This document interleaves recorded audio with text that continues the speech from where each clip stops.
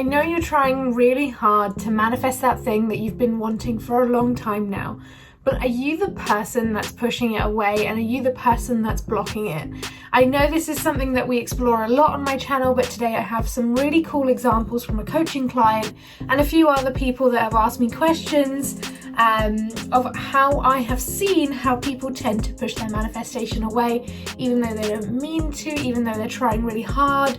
I do it too, and I want to speak to you about it today so that we can all avoid doing it and also notice it when it happens, when we're being inflexible. The theme that we've been discussing a lot recently on my channel, and I actually think it is worth unpacking every time I speak about it, because there are just so many situations where this happens and we just have to learn to live. If you are new to my channel, then welcome to Temple of Sunshine on YouTube and welcome to templeofsunshine.com. Here I speak all about manifesting, law of attraction, Taoism, and just living your best life. I'm the founder of Temple of Sunshine, and I want to teach people that life doesn't have to suck. So if you are new here, then please do subscribe to this channel if all of that sounds good to you. And let's not waste more time, let's get straight into the video. So, I know you guys know that I love my coffee. Go get a hot drink because we're about to have a nice long chat. So today I've got herbal tea and not my usual coffee or green juice, because I have learned that in between meals, if you can have tea and try and avoid snacking, this is quite like a good thing in Ayurveda. And that's something that I've been looking into a lot recently. I don't know if you've seen the directional change in my channel recently. I'm looking a lot into Eastern philosophy, especially Hinduism, Ayurveda, and stuff that comes from literally ancient India. Reason being, I feel like I've been called to connect with my roots a little more recently, but also Ayurveda has so much science behind it, and you can totally look this up. And there's this whole idea of the more that you snack in between your meals, I think the more, I don't know how to say this specifically, but I think it disrupts your cycle. It's really about this whole 3 meals a day and no snacks in between. It's not a diet. I'm just trying something new out, and the herbal teas are supposed to help curb cravings for snacks, but also they have lots of spices in, which is really good in Ayurveda. And I'm not explaining this well, but this is not what this channel is about. I just thought I like to give you little insights into what I'm doing in my life. But anyway, let's get on to today's topic. So what I mean by the fact that you are blocking your blessings is you are probably looking at your manifestation with a one-track road to get there. And I'm like this as well. I am totally like this. Let me give you an example of my coaching client recently who I met. She's from Los Angeles, absolutely wonderful girl. I'm going to keep her completely anonymous as usual. So she told me that she's a medical assistant out in Los Angeles, and she's also studying to get into university, or they like to call out their college. And she was telling me about the fact that she would like to go down to part-time hours again in her job, which she used to work, and she's now at full-time, so that she can study more comfortably in her role.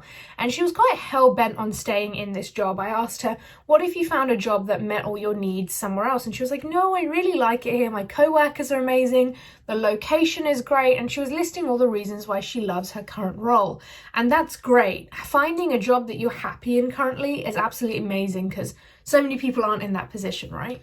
So we started to delve into the issue, and she started to explain to me very specifically why she needed her boss, who is the doctor at this surgery, to come up to her and tell her that she can go down to part-time. And I asked her, what are your limiting beliefs? And she didn't actually have any sort of deep spiritual limiting beliefs. She had very realistic life beliefs. And I think a lot of the time, when we think of limiting belief, we always think of things like I'm not worthy enough, or childhood trauma, or something really deep like you just don't think that you can do it, or you just don't have the self-confidence. With her, and a lot of us with our manifestations, her limiting beliefs were very practical. They were that the surgery is too busy for her to go down to part-time, or that the doctor actually needs someone full-time.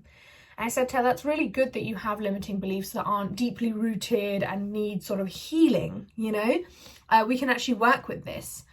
So 2 things. I said to her, we have infinite potential in this world. It is totally possible and plausible for her to go down to part-time.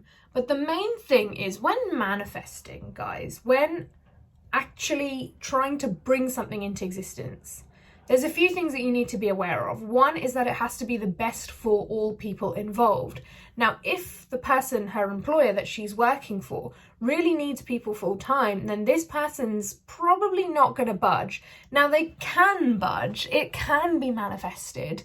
However, you want to have, and this is something Deepak Chopra had as a centering thought one day in his meditations recently that I've been doing. And he says, I want a yes that is good for everyone.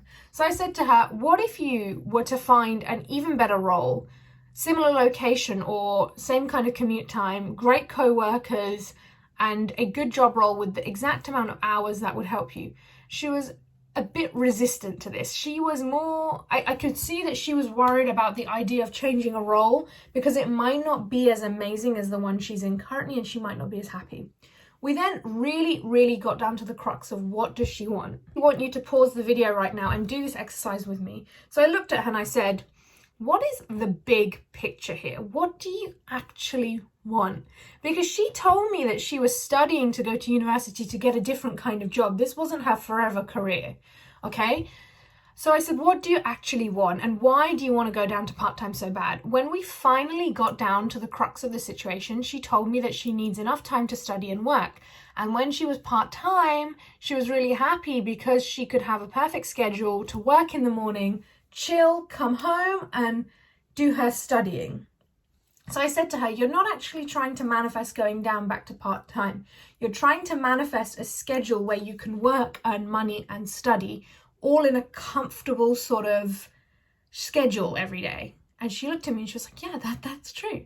So I said, you know, this could mean that we change our perspective on our manifestation here. So I said to her, it's not that you can't manifest going back to part-time, but what I want you to focus on is manifesting what you really want. And what you really want isn't actually going down to part-time at this specific doctor's surgery. What you want is a job that pays well, has a good schedule while you study, and all of it is calm and easy for you to keep up with.